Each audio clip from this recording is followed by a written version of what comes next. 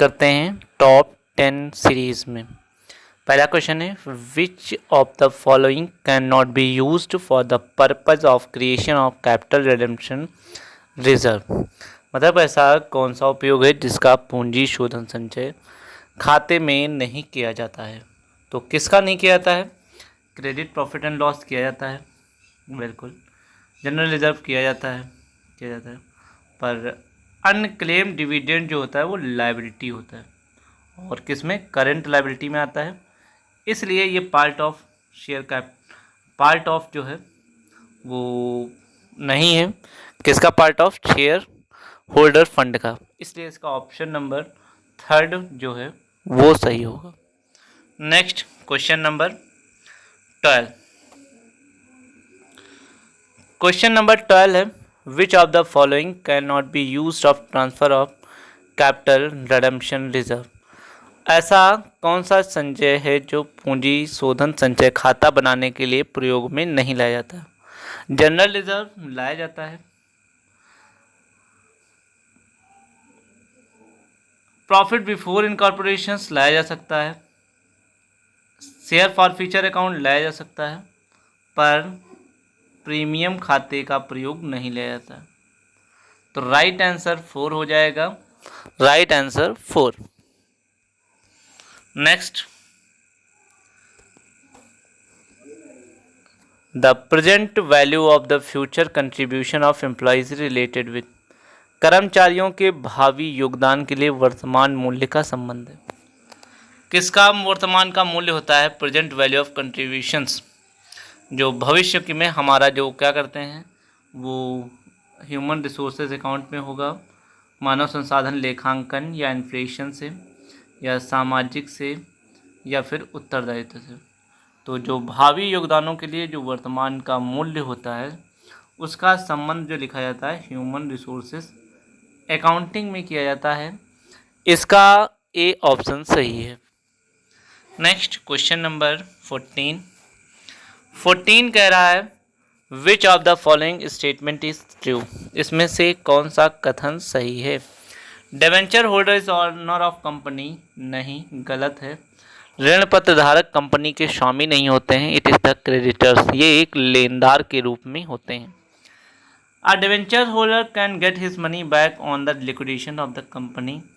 तो कंपनी के समापन पर पैसा तो पा सकते हैं, उससे पहले भी पा सकते हैं। इनका मैक्सिमम ड्यूरेशन पीरियड जो होता है वो 20 ईयर्स होता है। कंपनी के समापन पर ही इसमें लिखा है, मतलब debentures holder can get money back only on liquidations, ऐसा नहीं होता है। तो इसलिए ये भी जो है ऑप्शन गलत है। नेक्स्ट है, अ debenture holder issue a discount can be redeem at premium. बट्टे पर निर्मित ऋण पत्र का शोधन प्रीमियम पर किया जा सकता है, बिल्कुल किया जा सकता है। ये तो सही है कि उनको हम डिस्काउंट पर इशू करें और उनको पैसे ज़्यादा पर भी दे सकते हैं। A debentures holder will receive interest from the company if company makes profit. Company के लाभ की स्थिति में ऋण पत्र धारक को ब्याज का भुगतान किया जाता है। ये गलत है, क्योंकि वो चाहे कंपनी को प्रॉफिट हो या लॉस हो, कंपनी इंटरेस्ट जरूर पे करती है, ये उसके लिए लायबिलिटी बनी रहती है। तो इसका ऑप्शन नंबर जो है वो 3 सही है, option number 3। Next question number 15। Question number 15 जो है वो पूछ रहा है, value added statement is prepared from. जो मूल्यवर्धन विवरण पत्र किससे बोला जाता है? मूल्यवर्धन प्रॉफिट एंड लॉस को, लाभ हानि विवरण को, बैलेंस शीट को, चिट्ठी को, कैश फ्लो स्टेटमेंट को, रोकड़ प्रवाह को, और फंड फ्लो स्टेटमेंट या कोष प्रवाह विवरण को। जो वैल्यू एडेड होता है उसे हम फंड फ्लो स्टेटमेंट के रूप में जानते हैं। तो इसका ऑप्शन जो है वो 4 हो जाएगा, कोष प्रवाह विवरण के नाम से जानते हैं। नेक्स्ट है question number 6, cost of control means. जो कॉस्ट ऑफ नियंत्रण की लागत जो है का अर्थ है, ये जो है गुडविल होती है, बिल्कुल होती है। पूंजी संचय हो सकता है, ये भी हो सकता है। तो इसलिए ऑप्शन गुडविल और कैपिटल रिजर्व हो जाएगा। इसका ऑप्शन जो है वो 3 हो जाएगा, क्योंकि दोनों ही सही हैं, गुडविल एंड कैपिटल रिजर्व के रूप में जानते हैं। Option number 3। Next question number 17। Which of the following is false? कौन सा कथन असत्य है? Company can issue redeemable debentures.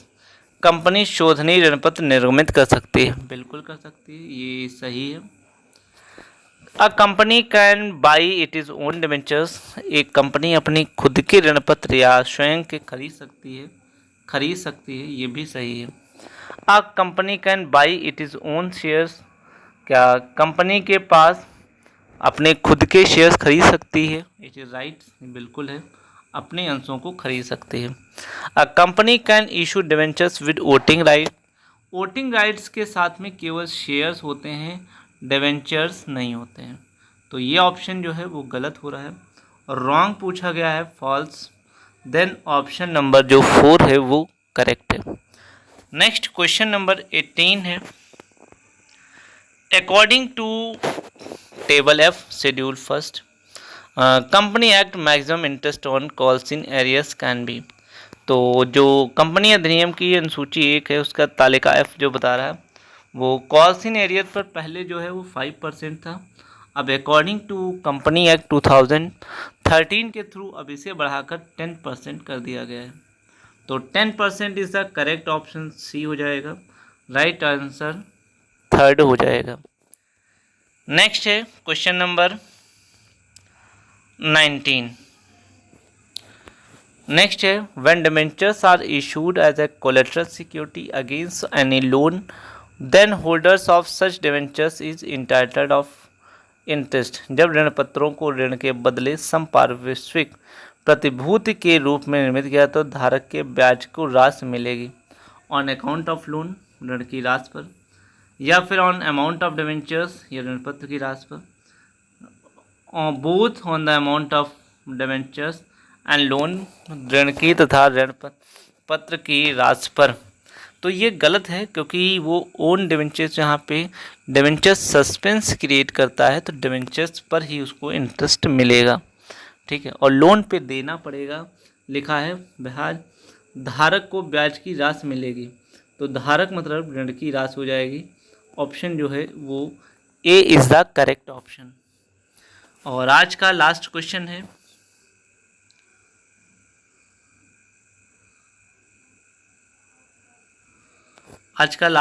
है। How many companies are involve in inter reconstruction. आंतरिक पुनः निर्माण में कितनी कंपनियां शामिल हो सकती हैं? आंतरिक पुनः निर्माण किसी का खुद का हो रहा है तो ये एक्सटर्नल नहीं हो रहा, तो खुद की ओन कंपनी होगी, एक होगी, इसलिए उसी का ही हो रहा है। तो ऑप्शन ए होगा correct 1। Okay, thank you for watching this video. Subscribe this channel, please share and subscribe. Thank you.